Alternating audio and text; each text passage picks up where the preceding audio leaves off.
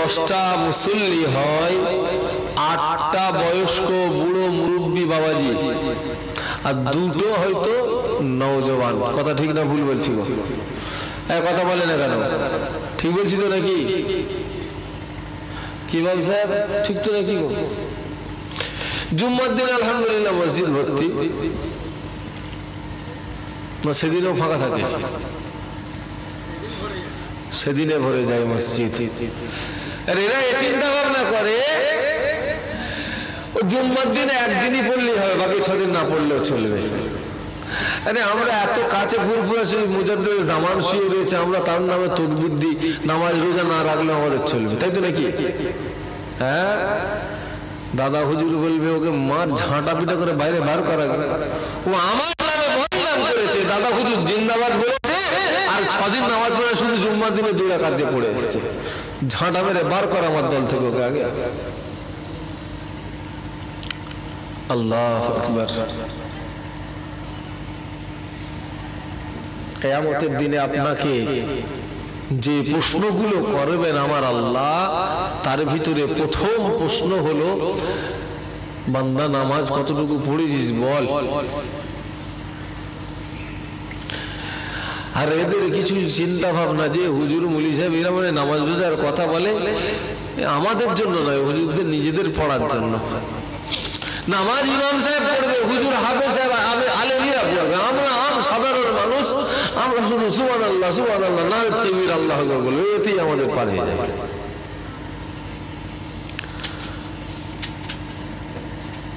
গরম রড যে কোথা দিয়ে দেবে আর কোথা দিয়ে বার করবে ফেরেশতা খুব ভালো রকম জানে।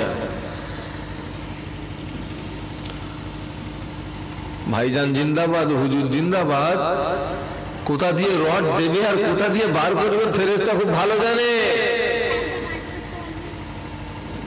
এখনো সময় রয়েছে, আল্লাহ রাসূলের পথে রাস্তায় আসেন, এছাড়া নাজাতের আমাদের কোনো রাস্তা নাই। আর যত আমি আপনি অন্যায় অত্যাচার করব, নাফরমানি করব, আমার আল্লাহ আপনার জন্য সেরকম ব্যবস্থাও করে রেখে দেবেন। আমি আপনি যতটা নাফরমানি করব, আমার আপনার জন্য ততটাই জালেম ফিট করে রেখে দেবেন, বাপের নাম ভুলিয়ে ফেলবে। আপনি ঠিক রাস্তায় আসেন, আমার আল্লাহ আপনার জন্য সব রাস্তা পরিষ্কার করে দেবেন। একবার জোরে বলুন সুবহানাল্লাহ। দুনিয়া দুটো জায়গায় সব বেড়া আমার আল্লাহ পার করিয়ে দেবেন, বলুন সুবহানাল্লাহ। যতটা আমরা সহজ সবকিছু মনে করেছি ততটা সহজ নয়। আল্লাহ পাকের জান্নাত যাওয়াটা সহজ, আল্লাহর জান্নাত যাওয়া সহজ, কিন্তু কঠিন হলো জাহান্নাম থেকে বাঁচা। আল্লাহর আযাবে জাহান্নাম থেকে নাজাত পাওয়াটা হলো কঠিন জিনিস, জান্নাতে যাওয়া সহজ।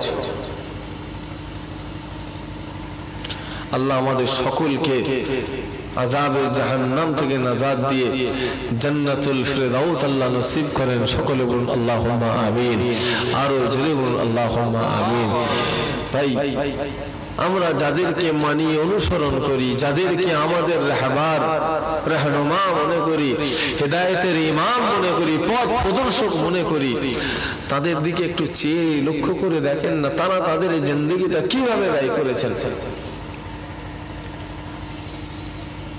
কিন্তু আমরা খুবই গাফেল, খুব গাফেল।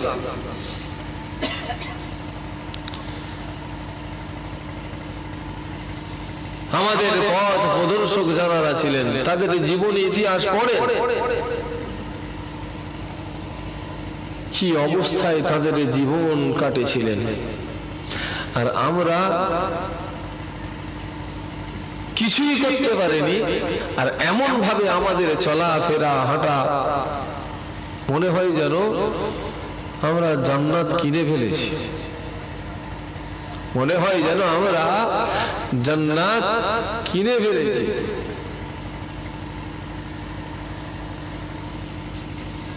সময় রয়েছে, নওজওয়ান সময় রয়েছে, ইহদিনাস সিরাতাল মুস্তাকিম, হেদায়েতের সিধে রাস্তায় আল্লাহ আমাদের সকলকে চলার তৌফিক দান করেন। সকলে বলুন আল্লাহুম্মা আমিন। এই নওজওয়ান যুবকেরা, মুরব্বিয়ান, রাসূলগির, রব্বুল আলামিন আল্লাহ পাক নওজওয়ান অবস্থায় ইবাদতকে বড় পছন্দ করেন, ভালোবাসেন। হাদিস পাকে আমার রাসূলুল্লাহ ইরশাদ করতে লেগেছেন, সাবাতুন ইউযিল্লুহুমুল্লাহু ফি যিল্লি ইয়াওমা লা যিল্লা ইল্লা যিল্লাহ। কিয়ামতের দিনে আমার আল্লাহ পাক রব্বুল আলামিন সাত দল ব্যক্তিকে তার আরশে আজিমে ছায়ায় করে দিবেন।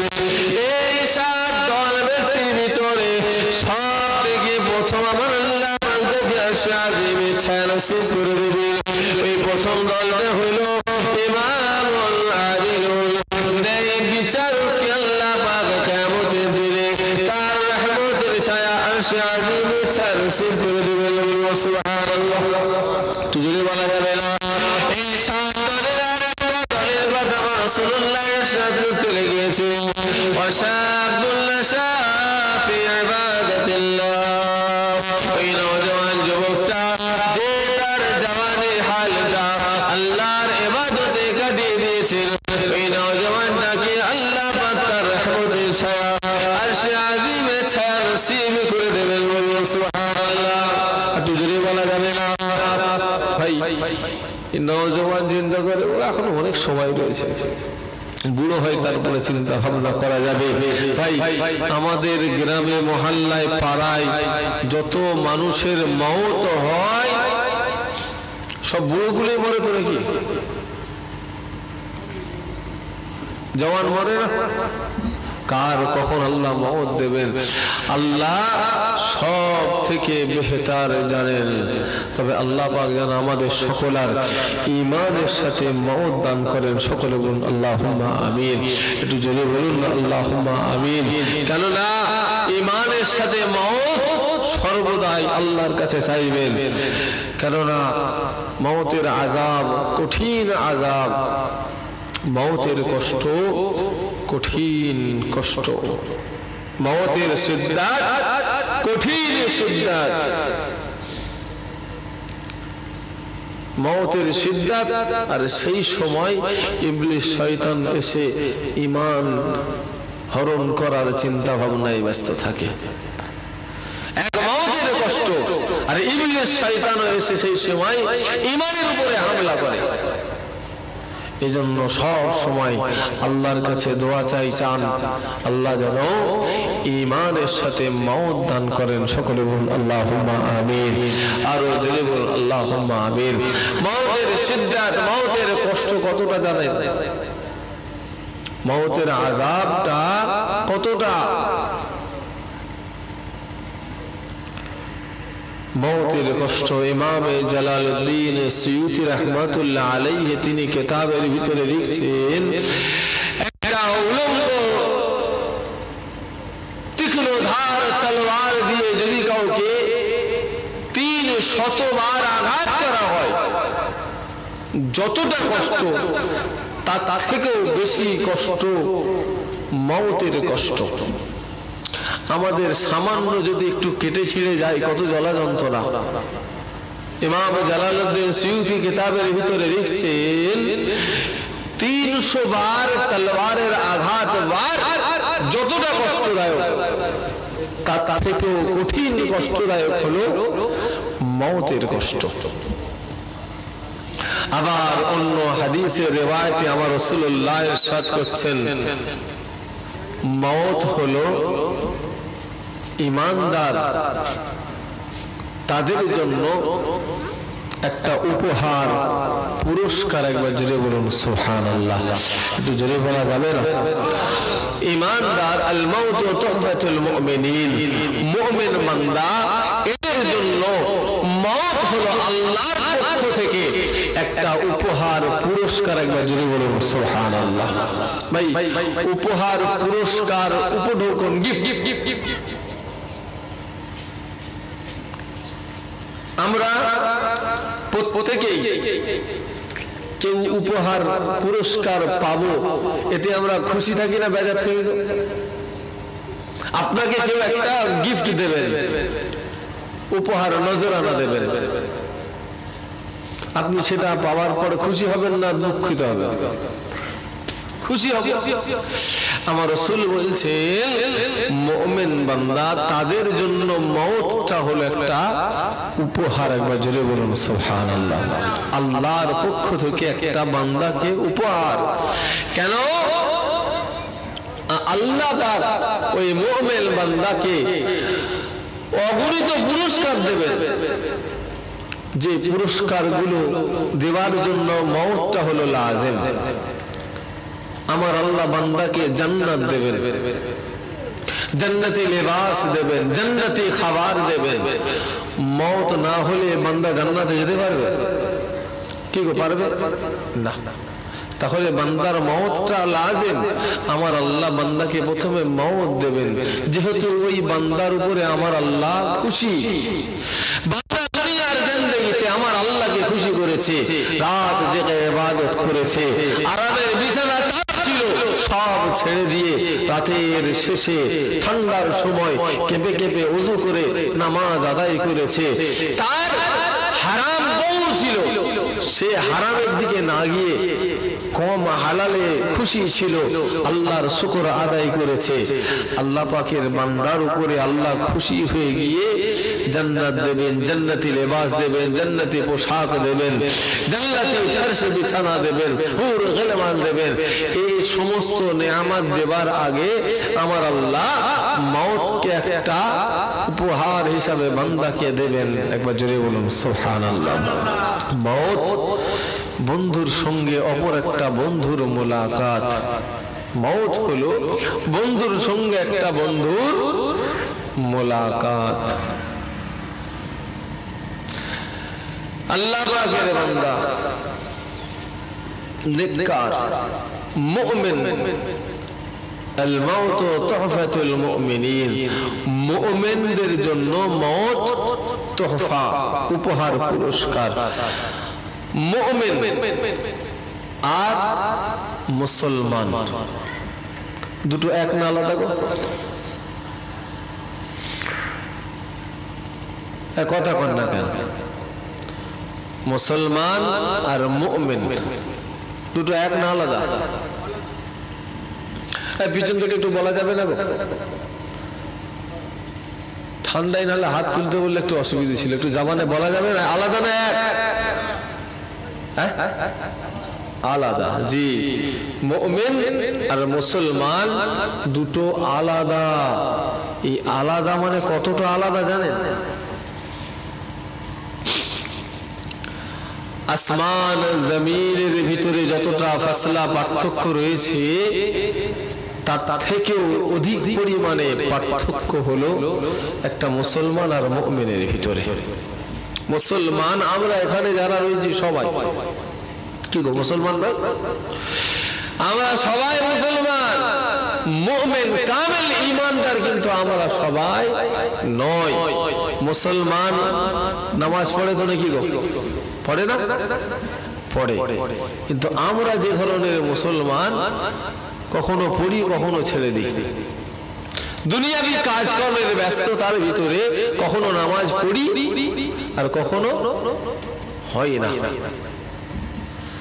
কামেল ঈমানদার ও দুনিয়াবি কাজ কামে ঝেড়ে লাথি মারবে, কাজ রাত দুনিয়ার। আল্লাহর হুকুম হয়েছে, আল্লাহর ডাক হয়েছে, নামাজ পড়েনি। এ কথা ঠিক না ভুল বলছি? রোজা আল্লাহর হুকুম, 1 মাস ফরজ। আমরা মুসলমান রোজা রাখি না? কিন্তু আমরা যে টাইপের মুসলমান, আমরা রোজার সময় রোজা রাখি, কিন্তু একটু যেই পেটে কুনকুনানো শুরু হয়েছে, একটু যন্ত্রণা ব্যথা শুরু হয়েছে, অমনি গ্লাসের পানি হাতে, ব্যাস ঢক ঢক করে দিয়ে দিলাম, ব্যাস রোজা শেষ। কিন্তু কামেল ঈমানদার, কামেল মুমিন, ও পেটে যন্ত্রণা হোক, মাথা যন্ত্রণা হোক, পায়ে যন্ত্রণাই হোক, যে যন্ত্রণাই হোক না কেন, সে রোজা রেখেছে আল্লাহকে খুশি করার জন্য। ও যন্ত্রণায় দুনিয়া থেকে চলে যায় তো অসুবিধা নাই, আল্লাহর রাস্তাখানে ইফতার হবে, রোজা ভাঙবো না। এটা হলো কামেল ঈমানদার, কামেল মুমিন। আর আমাদের মতো মুসলমান একটু যন্ত্রণা হলেই ব্যাস হাতে গিলাস। মুসলমান এরা মিথ্যা কথা বলে, কথা বলে না কেন? মুসলমানদের জন্য মিথ্যা কথা বলা জায়েজ আছে? নেই। কিন্তু আমরা যে ধরনের মুসলমান,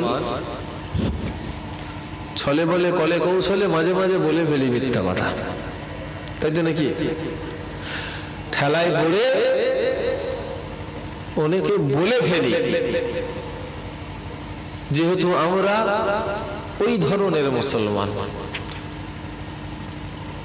মিথ্যা সত্য সব রকম পাইল দিয়ে চলি, কিন্তু কামেল ঈমানদার যিনি হবেন, কামেল মুমিন, তার গর্দানে তলোয়ার যদি রেখে দেওয়া হয় সেখানেও সত্যবাদী তার পরিচয় দেবেন।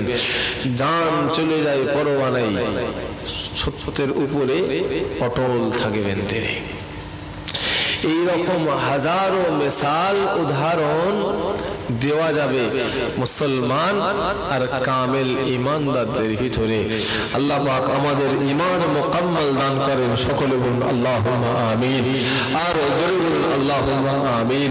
এবং দুরূদ শরীফ পড়েন, আল্লাহুম্মা সাল্লি আলা। ভাইজান এসছে না? আছে না? এখনো আছে না? হ্যাঁ, কেন? আমি কি করে বলবো কি করছে না করছে? আর তোমার জন্মস্থান পিতা আব্দুল্লাহর সন্তান, আমিনা মায়ের নাম নবী সাল্লাল্লাহু আলাইহি। আর তোমার জন্মস্থান পিতা আব্দুল্লাহর সন্তান, আমিনা মায়ের নাম নবী সাল্লাল্লাহু আলাইহি। শামসুদ দুহা এ বদর দুজা, এ মেরে पैगंबर नबी सल्लल्लाहु अला अल्लाहुम्मा सल्ली अला।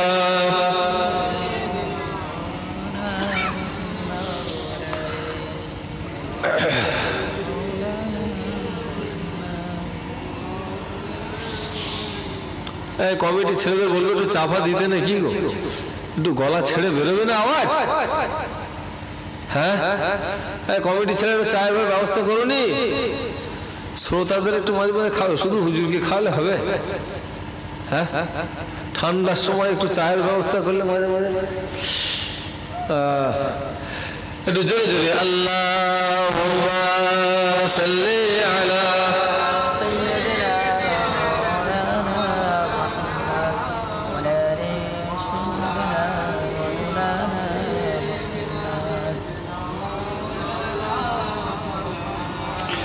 শেষ হলো তার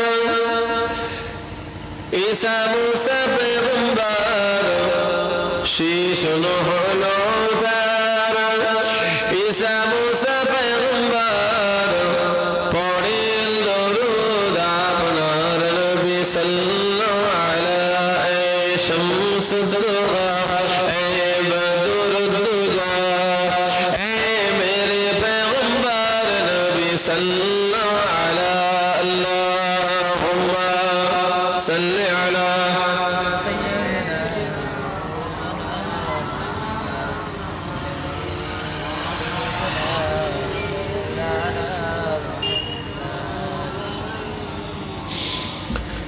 প্রিয় হাজিরিন মজলিস, মুখতাসার, দীর্ঘ সময় নয়। তো যে কথা বলছিলাম, আল্লাহ পাক ভাই এই জালসা বছর দুয়েক আগেও আমি এসেছিলাম।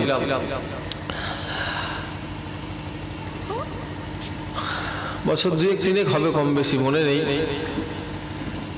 তো আমি বসেই বলছিলাম, তো মনে হয়েছে যেন এই কদিন আগেই ঘুরে গেছি এখান থেকে। মানে দিন হু হু শব্দে পানির মতো বয়ে যাচ্ছে।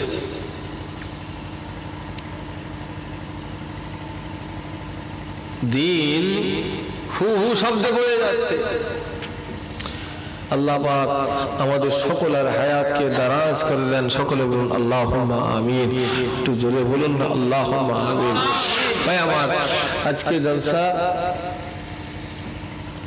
ঠান্ডার সময় আমার পরে ভাইজান আসবেন, তাকে যে তাড়াতাড়ি ছেড়ে দিলেই খুশি তো নাকি গো? যে ঠান্ডার সময় বেশি রাত করার থেকে অল্প কিছুক্ষণ আলোচনা দোয়া খায়ের হবে, আর মোটামুটি তাড়াতাড়ি ছেড়ে দিলে ঠান্ডার সময় তাড়াতাড়ি যে কম্বলের ভিতরে।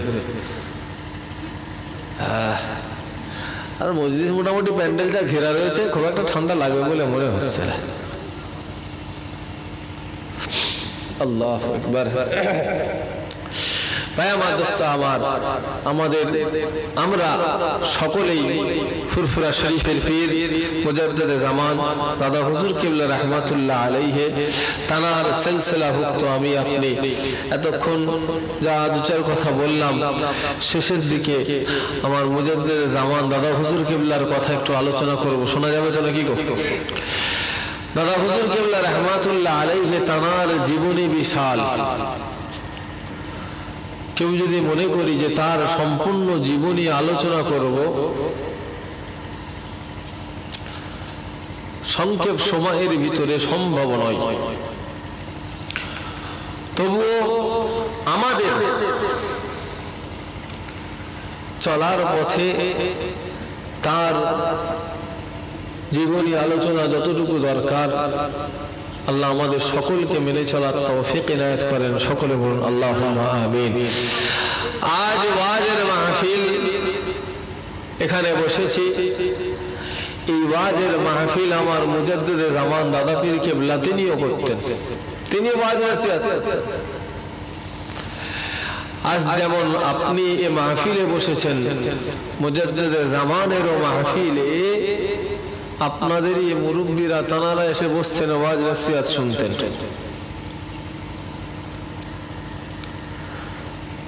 তবে সে মজলিসের মধ্যে আর আজকে মজলিসের ভিতরে বহু পার্থক্য রয়েছে।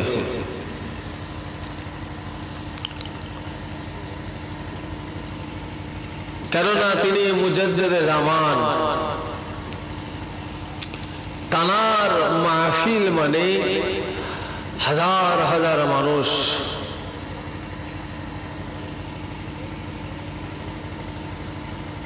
ঝাঁকে ঝাঁকে তানার মজলিসে এসে জমা হতো। কিতাবের ভিতরে লেখা রয়েছে দাদা হুজুর কিবলা রাহমাতুল্লাহ আলাইহি তানার ওয়াজের মাহফিলে 50,000, 70, 80,000 পর্যন্ত মানুষের জামায়াত হতে জোরে বলুন সুবহানাল্লাহ।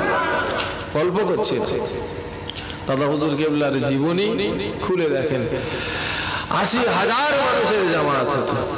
তবে এখনকারের মতো এখন যেরকম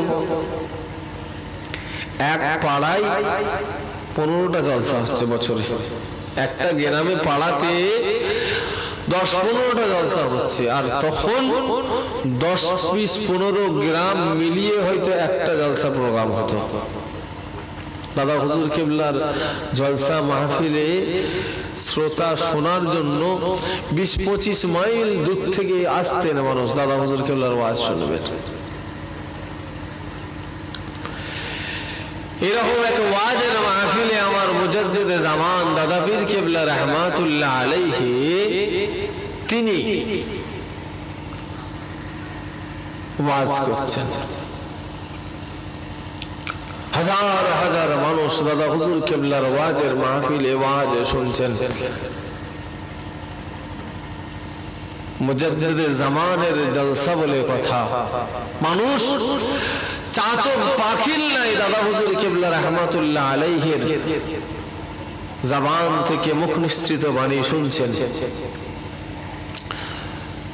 ওয়াজ করতে করতে আমার দাদা পীর কিবলা রাহমাতুল্লাহ আলাইহি দেখলেন যে পাশেই কিছু মানুষ এক জায়গায় একত্রিত হয়ে আছে, জটলা পাকিয়ে রয়েছে।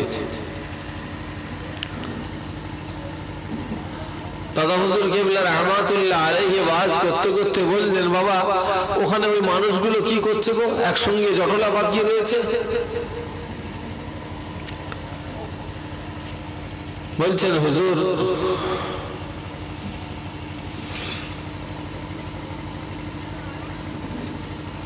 ওইখানে একটা বিড়ির দোকান হয়েছে। কি বুঝলেন? বিড়ির দোকান, জালসা মাহফিলের পাশে বিড়ির দোকান করেছে। দাদা হুজুর কিবলা মনক্ষুণ্ণ বললেন, বাবা আমি আবু বকর, আমার জলসায় বিড়ির দোকান, আমার জলসায় বিড়ির দোকান, এতটুকু কথা। ওয়াজ নসিহত আরম্ভ করলেন। দাদা পীর কেবলার কিছু পাগল ভক্ত মুহিব্বিন মুরিদ এরা এই দাদা হুজুর কেবলা নাখোশ নারাজ বিড়ির দোকান হওয়াতে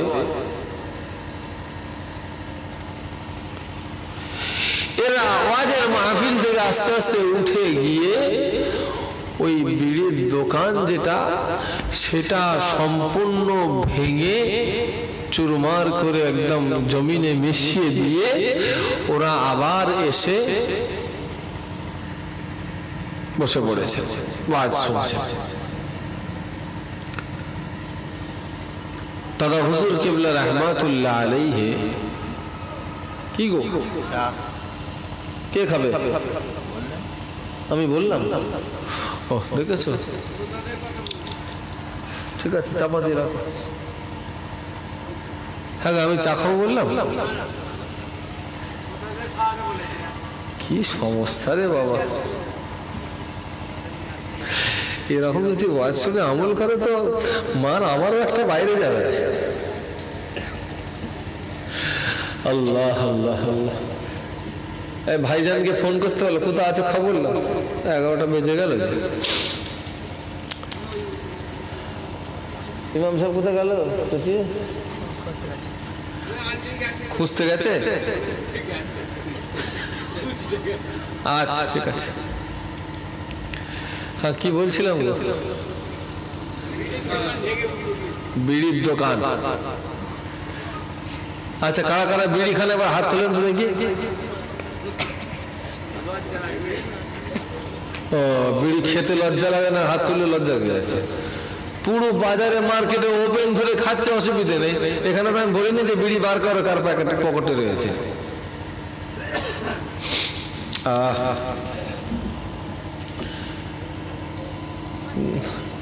বিড়ি খাওয়াটা কি?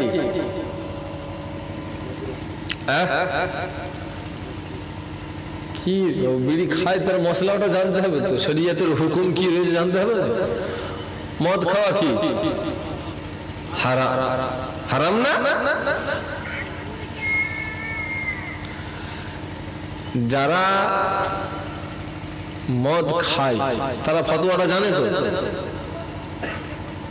আচ্ছা, যারা মদ খায় তারা জানে না হারাম বলে? গুনাহগার হারাম জেনেই খেয়েছে, গুনাহ হয়েছে। যদি হালাল জেনে খেত বেঈমান হয়ে যেত, ও মারা গেলে ওর জানাজা পড়া যেত না, মুসলমানের কবরস্থানে দাফন করা যাবে না। তো যারা বিড়িখোর, বিড়ি খায়, বিড়ির মশলাটা জানে না, মাকরুহ তাহরিমি, হারামের কাছাকাছি, তাই তো নাকি? দাদা হুজুর কিবলা রাহমাতুল্লাহ আলাইহি তিনি ওই দোকান ভাঙার গল্প জানেন না, ওয়াজ করছেন। ওই তো ভাইজান মনে হচ্ছে চলে এসছে গো, হাঁটু ফাটু কন কন করছে রে বাবা, দেরি করে ঠান্ডার সময়। আল্লাহু আকবার। বলি নাকি না ছেড়ে দেবো? ভাইজান আসছে, এক্ষুনি ছেড়ে দেওয়া হবে। তাহলে বিড়ির গল্পটা বলেনি নাকি, যে যারা বিড়ি খায় তারা বলছে তারা হুজুর যে জোর করে বলেছে, কিন্তু হুজুর আমার কথাই বলছে। কোথায় দোকান ভাঙার, বিড়ির দোকান যে ভেঙে গেছে এ গল্প, এ কথা দাদা হুজুর কিবলা জানেন না। যারা ভেঙেছে তারা ভেঙে এসে মজলিসের ভিতরে ঢুকে চুপচাপ বসে ওয়াজ শুনছেন। দাদা হুজুর কিবলা রাহমাতুল্লাহ আলাইহি তিনি ওয়াজ করছেন। দাদা হুজুর কিবলার ওয়াজ শেষ, দাদা হুজুর কিবলার পরে ওয়াজ করতে উঠেছেন হযরতে আল্লামা রুহুল আমিন রাহমাতুল্লাহ আলাইহি।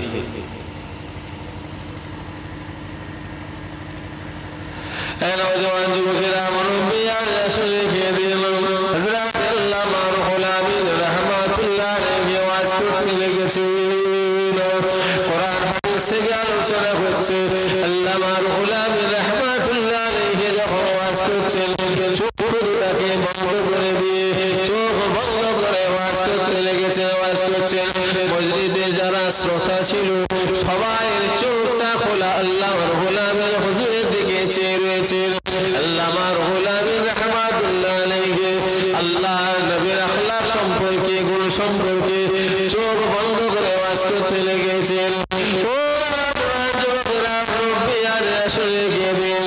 সমস্ত শ্রোতারা দেখতে পাচ্ছেন আমার আপনার পীর মুজাদ্দিদ জামান দাদা পীর কিবলা রাহমাতুল্লাহ আলাইহি তিনি দ্বিতীয়বার স্টেজের উপরে আবার উঠে এসেছেন।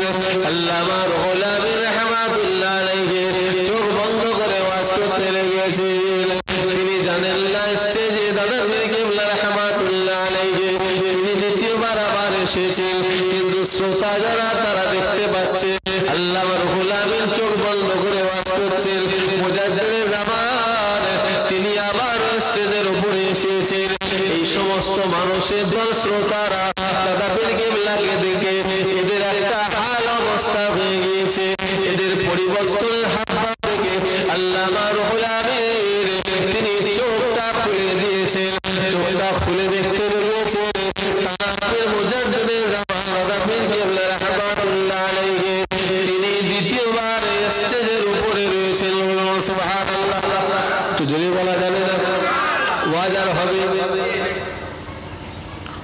আমার বড় ভাই এসেছেন, আমার পাশে আসবেন, আমি আর ওয়াজ করতে পারবো তো? কথা কয় না কেন? আমার বড় ভাই যদি এখানে চলে আসেন আমি আর ওয়াজ করতে পারবো? আল্লামা রুহুল আমিনের সামনে মুজাদ্দিদ জামান এসেছেন, ওয়াজ হবে তো? কথা বলে না কেন?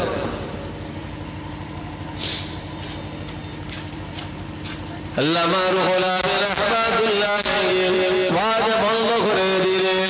আমার আপনার পীর মুজাদ্দিদ জামান দাদা পীর কিবলা দ্বিতীয়বার স্টেজের উপরে উঠে বলতে লেগেছেন, ও বাবা বিড়িওয়ালা, কোথায় গেলে বাবা বিড়িওয়ালা, আমার সামনে হাজির হও। প্রথমবার ওয়াজ করতে উঠে বলেছিলেন বিড়ির দোকান আমার জলসায়, দোকানটা ভেঙে তছনছ হয়ে গিয়েছে। দ্বিতীয়বার উঠে বলতে লেগেছেন বাবা বিড়িওয়ালা, কোথায় আমার সামনে হাজির হও। বিড়িওয়ালার জান কেড়ে কেড়ে করছে, এবার হুজুর মনে হয় আমার জানটাই যাবে। একবার বলেছে আমার জলসায় বিড়ির দোকান, দোকান ভেঙে গেছে। হুজুর দ্বিতীয়বার এসে বলছে বাবা বিড়িওয়ালা কোথায় গেল, আমার সামনে এসো। হুজুর মনে হয় আমার জানটাই যাবে নাকি। বিড়িওয়ালা ভয়ভীত সন্ত্রস্ত অবস্থায় রয়েছে, আর দাদা পীর কিবলা স্টেজ থেকে আবার ডাক দিয়েছে, কোথায় গেলে বাবা বিড়িওয়ালা, আমার সামনে হাজির হও। বাবা দেখো তো কোথায় বিড়িওয়ালা রয়েছে, তাকে আমার সামনে ধরে নিয়ে এসো। পাগল ভক্তের দল খুঁজতে লেগেছে, কোথায় গেল বিড়িওয়ালা, বিড়িওয়ালা খোঁজ খোঁজ খোঁজ। বাঁচাবার ভয়ে লুকাচ্ছে, লুকিয়ে লুকিয়ে একটা বাথরুমের ভিতরে, টয়লেটের ভিতরে ঢুকে গিয়ে দরওয়াজা দিয়ে দিয়েছে। পাগল ভক্তের দল এরা খুঁজে খুঁজে খুঁজে খুঁজে বাথরুমের ভিতরে খবর পেয়ে বাথরুম থেকে ধরে জলসা মাহফিলের সামনে দাদা পীর কিবলার সামনে দাঁড় করিয়ে দিয়েছে।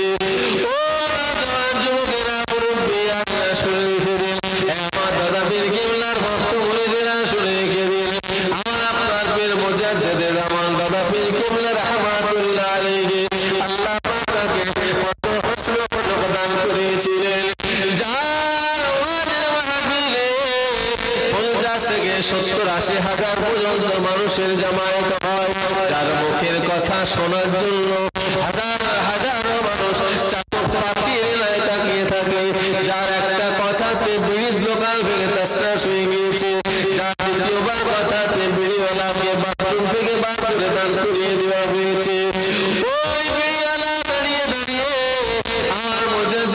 মেহমানের সামনে কোনো কথা বলা তো দূরের কথা, থরথর করে কাঁপতে লেগেছে, চোখ দিয়ে পানি গড়িয়ে যাচ্ছে।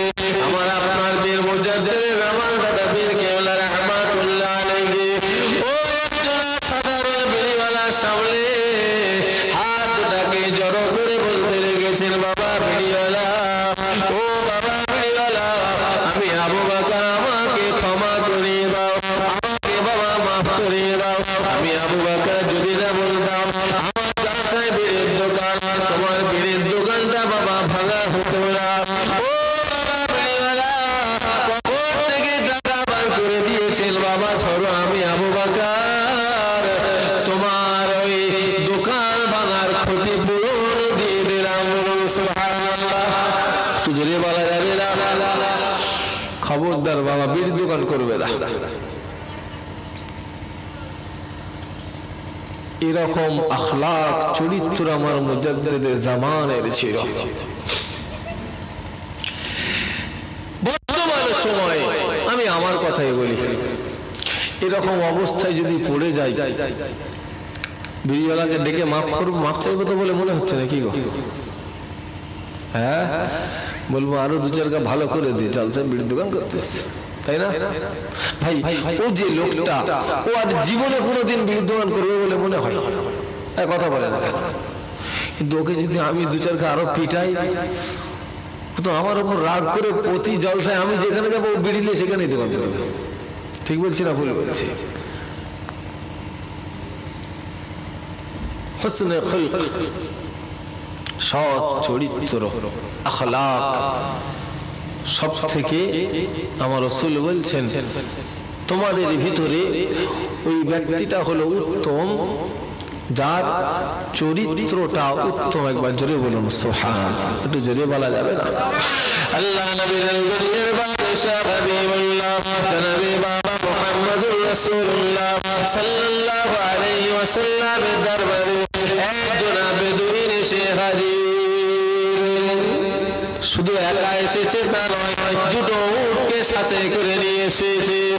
ও যুবকেরা, মুরব্বিয়ারা শুনে গেলে ওই মানুষটা একটা চাদর নিয়ে এসেছে। চাদরটা নিয়ে এসে আমার রাসূলুল্লাহর গলায় দিয়েছে, এত জোর টান মেরেছে আমার রাসূলুল্লাহর গলায় ছিঁড়ে গিয়েছে। সমস্ত সাহাবায়ে কেরামেরা আমার রাসূলুল্লাহকে ঘিরেছে। ওই বেদুইনটা আমার রাসূলুল্লাহর গলায় চাদরটা দিয়ে ধরে রয়েছে, এই মুহাম্মদ, আমার বাড়িতে বাল বাচ্চা রয়েছে, তাদের খাবারের জন্য আমার এই দুটো উটের মালে পরিপূর্ণ করিয়ে দেয়। তুমি কি তোমার নিজের মাল থেকে দেবে? তুমি কি তোমার বাপের মাল থেকে দেবে? বলার উদ্দেশ্য হলো আমার রাসূলুল্লাহকে বলতে রেখেছেন, বাইতুল মাল থেকে আপনি আমার এই দুটো উটকে ভর্তি করিয়ে দিন। সাহাবায়ে কেরামেরা সব আমার রাসূলের সঙ্গে এত বড় বেয়াদব। আল্লাহু আকবার, আমার রাসূলুল্লাহ হুসনে খুলক, আল্লাহু আকবার, আমার রাসূলুল্লাহ ওই বেদুইনের দিকে মুচকে হাসছেন। একবার জোরে বলুন সুবহানাল্লাহ। এই বেদুইন, তোকে যে দুটো উট ভর্তি করে দেবো, তুই গলাটা ছাড়বি তবে তো দেবো। আমার রাসূল বলছে, তোর যে দুটো উট আমি তোকে মাল ভর্তি করে দেবো, তুই তো গলাতে ধরে রয়েছিস, আমি দেবো কি করে? কথা বলছেন না কি বলছে? বেদুইন বলছে, যতক্ষণ না দুটো উট আমার পূর্ণ করে দেবে আমি তোমার গলার এই দড়িটা ছাড়বই না। কি বলছে শুনছেন? আমার রাসূলুল্লাহ সাহাবাদের বললেন, বাবা সাহাবা, বাইতুল মাল থেকে এর একটা উঠে খেজুর পূর্ণ করে দাও, আর একটা উঠে জব পূর্ণ করে দাও। একবার জোরে বলুন সুবহানাল্লাহ। এটা হলো আমার রাসূলুল্লাহর আদর্শ। এই আদর্শ যার ভিতরে আনবেন সে কামিয়াব। এই আদর্শ যার ভিতরে আনবেন সে কামিয়াব। আর এর উল্টো যদি করে বরবাদ।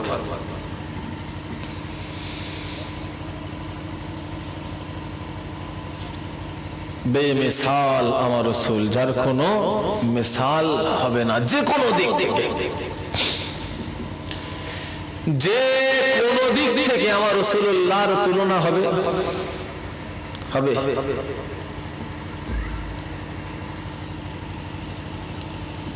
হযরতে আনাস রাদিয়াল্লাহু তাআলা আনহু তিনি বলছেন আমার রাসূলুল্লাহ যেদিক থেকে যেতেন সেদিকের রাস্তা অলি গলি পর্যন্ত আমার রাসূলুল্লাহর জিসমের একটা খুশবু বার হতো। পুরো রাস্তার অলি গলি আমার রাসূলুল্লাহর জিসমের খুশবুতে ভরপুর হয়ে যেত। একবার জোরে বলুন সুবহানাল্লাহ।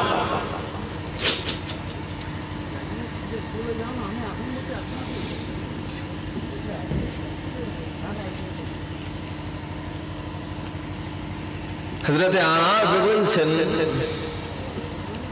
আমি আমার জীবনে বহু খুশবু আমি দেখেছি, সুগন্ধ।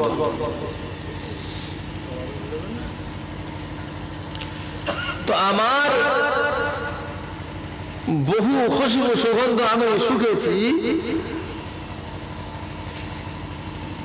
মিশক আম্বার তারও সুগন্ধি আমি দেখেছি, শুকেছি। কিন্তু মিশক আম্বারও আমার রাসূলুল্লাহর জিসম থেকে যে সুবাস বের হতো, মিশক আম্বারও হার মেনে যেত। একবার জোরে বলুন সুবহানাল্লাহ।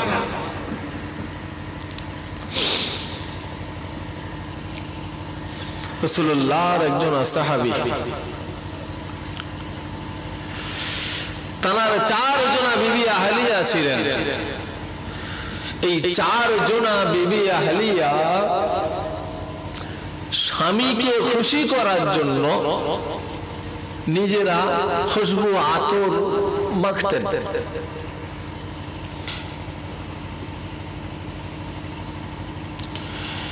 আমার রাসূলুল্লাহর সাহাবী তিনিও আতর মাখতেন, হাতে একটু তেল মতো নিয়ে দাড়িতে লাগাতেন, ব্যাস। কিন্তু বিবিগুলো 4 জনাই স্বামীর কাছে প্রিয় হওয়ার জন্য খুব সুন্দর সুন্দর খুশবু আতর মাখতেন। 4 জনই বলছেন যে আমরা নিজেদেরকে স্বামীর কাছে প্রিয় করার জন্য এত খুশবু আতর মাখতাম, কিন্তু আমাদের স্বামী তিনি তার যে আতর খুশবু জিসম থেকে বার হতো, আমাদের আতর কিছুই মনে হতো না। মদিনার মানুষেরা তার শরীরের খুশবু নিয়ে রাসূলুল্লাহর সাহাবীর কথা বলছি, চর্চা করতেন যে তার শরীরের এত খুশবু কোথায় থেকে আসে। তার বিবিদের ভিতরে একজনা উম্মে আতিয়া নাম, তিনি জিজ্ঞাসা করছেন, আমার স্বামী সওহার, আপনার জিসম থেকে এত খুশবু বার হয়, আপনি কি এমন আতর ব্যবহার করেন?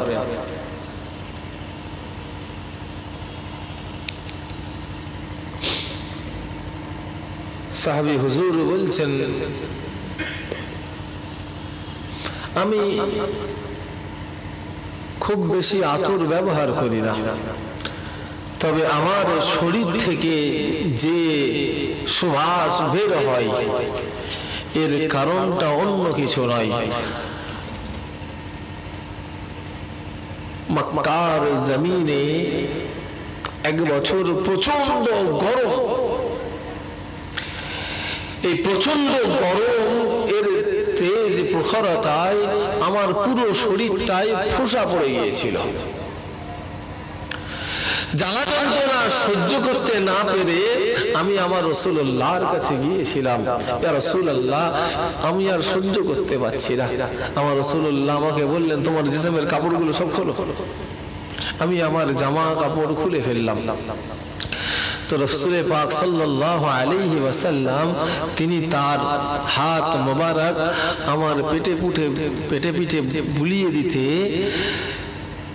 আমার শরীরের ফোসা ভালো হয়ে গিয়েছে, কিন্তু সেই থেকে আজ অবধি আমার রাসূলুল্লাহর হাতের ছোঁয়াতে আমার শরীর থেকে একরকম আল্লাহ পাক খুশবু আতর বার করে দিয়েছে। একবার জোরে বলুন সুবহানাল্লাহ।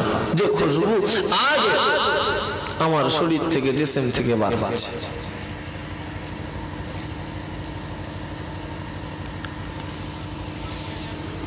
এক দুলহিন তার পিতা বের বিবাহ, আতর খুঁজছেন, আতর বাড়িতে নাই।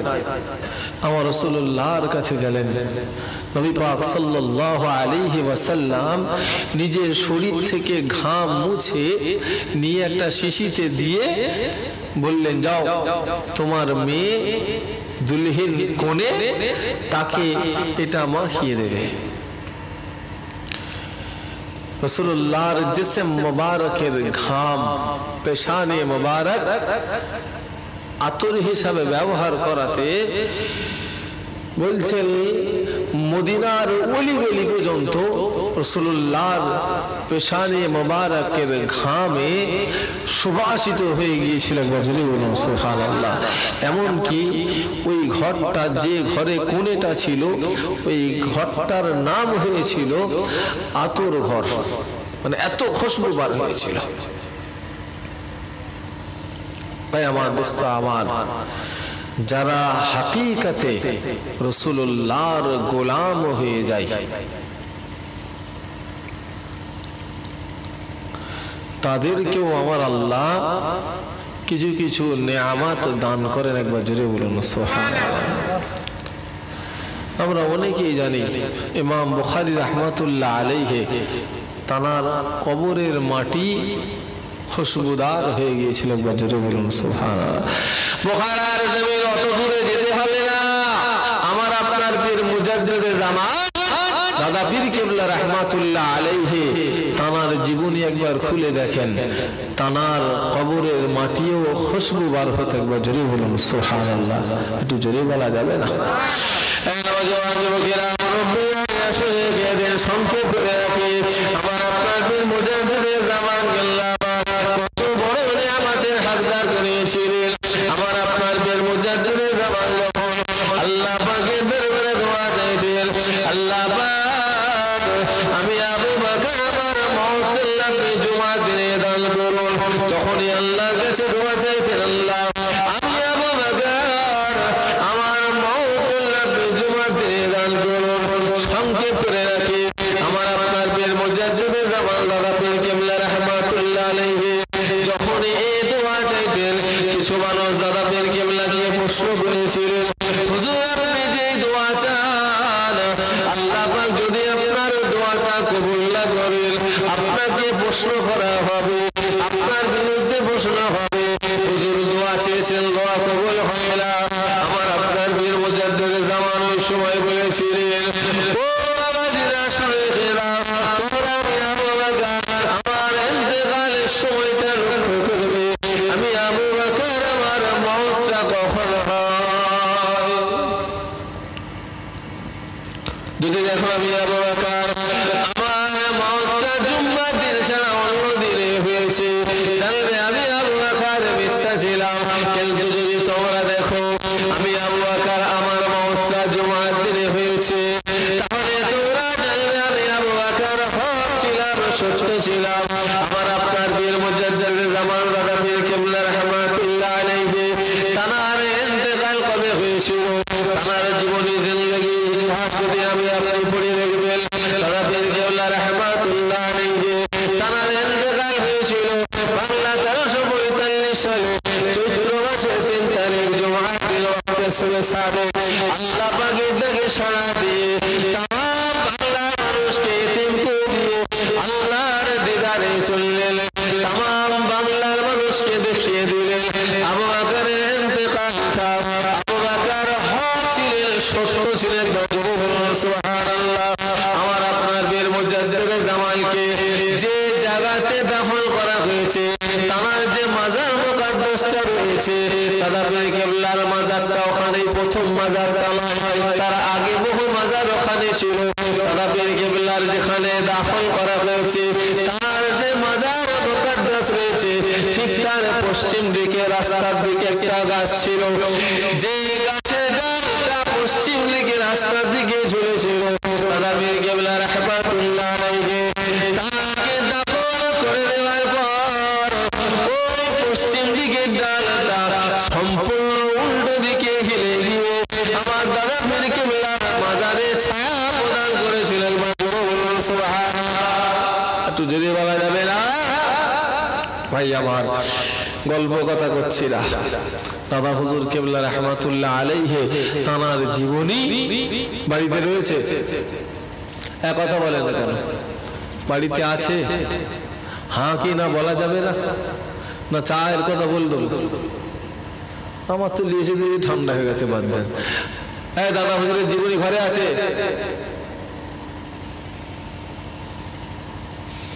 একটু কথা বলা যাবে না? ভাইজানকে ডেকে সেটা কথা বলতে চায় না। ভাই কি বললো? এটা কথা বলতে চায় না, খালি আমার কি করে? ও আল্লাহ, 11:30 বাজিয়ে ফেললো রে ঠান্ডার সময়। এই দাদা হুজুরের জীবনী ঘরে আছে?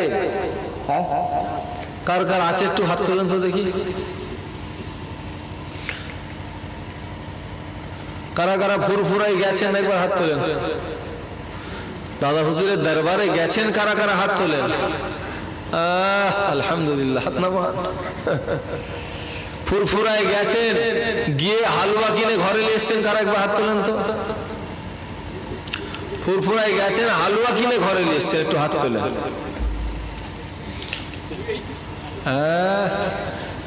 হালুয়া কেমন করে তৈরি হয় দেখেছো?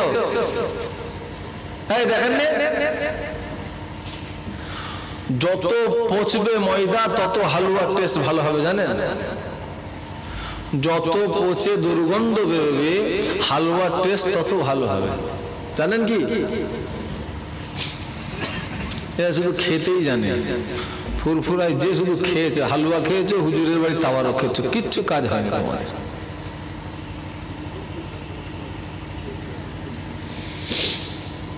আর শুধু ঘুরেছে, তিরঙ্গা চিবিয়েছে, গুটখা চিবিয়েছে, বিমল চিবিয়েছে, চারিদিকে প্যাচ প্যাচ করে ফেলেছে আর ঘুরেছে। হালুয়া খান্ডে ফুট হয়েছে।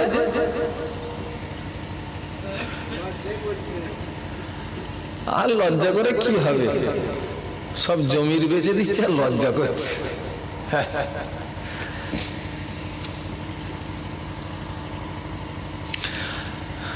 এরপরে ফুরফুরায় কে কে যাবেন একটু হাত তোলেন তো দেখি।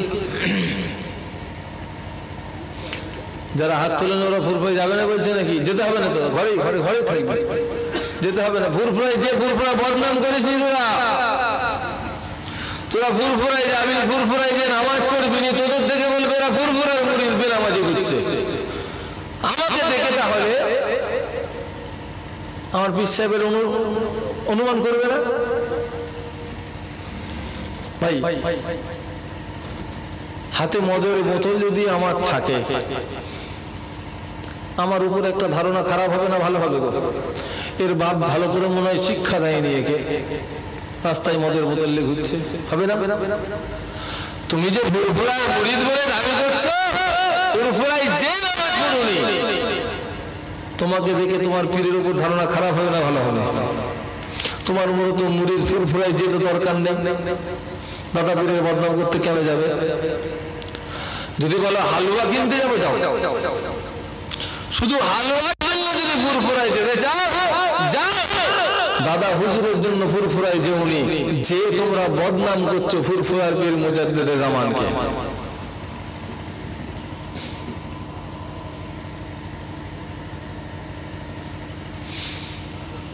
ফুরফুরা হালুয়া কেনার জায়গা নয়।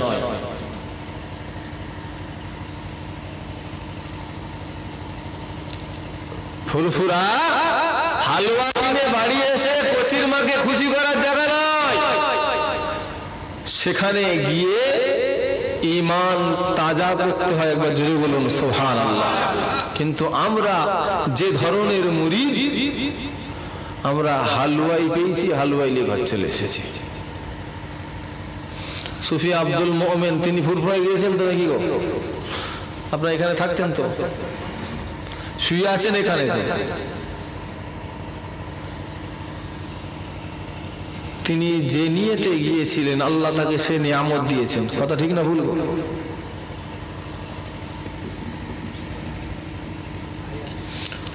ভাইজান যা মুখ চাপা দিয়েছেন বুঝতে পারছেন। সকলে একটু উঠে দাঁড়ান। নারে তাকবীর, নারে তাকবীর।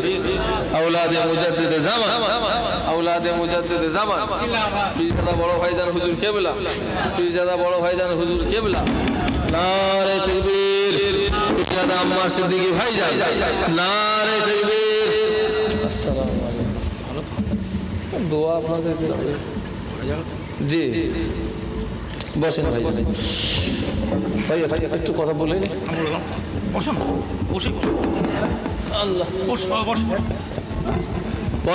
এই আমার ওয়াজ শেষ হয়নি, আসল কথাটা বলে যাই রে বাবু। কি কথা বলছিলাম? হালুয়া কিনে ঘরে আসবে, তাই তো নাকি? প্যাকেট না পেলে আমার ঘর থেকে নিয়ে যাবে, পলিথিন না পেলে আমার ঘর থেকে নিয়ে যাবে পলিথিন। হুজুর হালুয়া কিনবে, একটা পলিথিন দেন। আল্লাহু আকবার। আমার যদি সে ক্ষমতা থাকতো না, পানি দিয়ে ভিজিয়ে রাখতাম, হুঁকোর পানি আর বিচুতি, তোমাদের মতো ঠান্ডা করা যেত। কিছু বলার নেই ভাইজান। তবে একটা অনুরোধ করে যাব, মানা যাবে? হ্যাঁ কথা বলেন। এতদিন যে ফুরফুরায় হালুয়া কিনে এসছেন, এর পরে যখন যাবেন ফুরফুরায়, একটা অনুরোধ করব, মানা যাবে? কথা বলে না কেন? ফুরফুরায় যাবেন, গিয়ে দাদা হুজুর কেবলার একটা জীবনী কিনে আনবেন। দাদা হুজুর কেবলার জীবনী একটা কিনে আনবেন, সেটা বাড়িতে এসে পড়বেন। আনা যাবে? আনা যাবে? আলহামদুলিল্লাহ। জীবনী কিনে যদি 2 পয়সা বেশি থাকে, দাদা হুজুর কেবলার মাদ্রাসা রয়েছে, সেখানে দেবেন। তারপরেও যদি আরো 2 পয়সা থাকে, তখন একটু হালুয়া কিনে মিষ্টি কিনে নিয়ে আসেন, কচির মাকে খুশি করেন, অসুবিধা নেই। কি গো, পারা যাবে তো? প্রথম দাদা হুজুরের একটা জীবনী কিনে বাড়িতে আনবেন। আল্লাহ আমাদের সকলকে তৌফিক দান করেন, বলুন আল্লাহুম্মা আমিন। ভাইজান শেষে দোয়া করবেন, আমি গুনাহগার, আমার জন্য একটু দোয়া করবেন। আল্লাহ পাক দাদা পীরের সিলসিলার গোলামতি করার তৌফিক দান করেন, বলুন আল্লাহুম্মা আমিন। ওয়া আখির দাওয়ানা আলহামদুলিল্লাহি রাব্বিল আলামিন। আসসালামু আলাইকুম ওয়া রাহমাতুল্লাহি ওয়া বারাকাতুহু। দুরূদ পড়েন। আল্লাহুম্মা সাল্লি আলা সাইয়্যিদিনা। কেমন আছেন? ঠিক ভালো আছেন? আচ্ছা।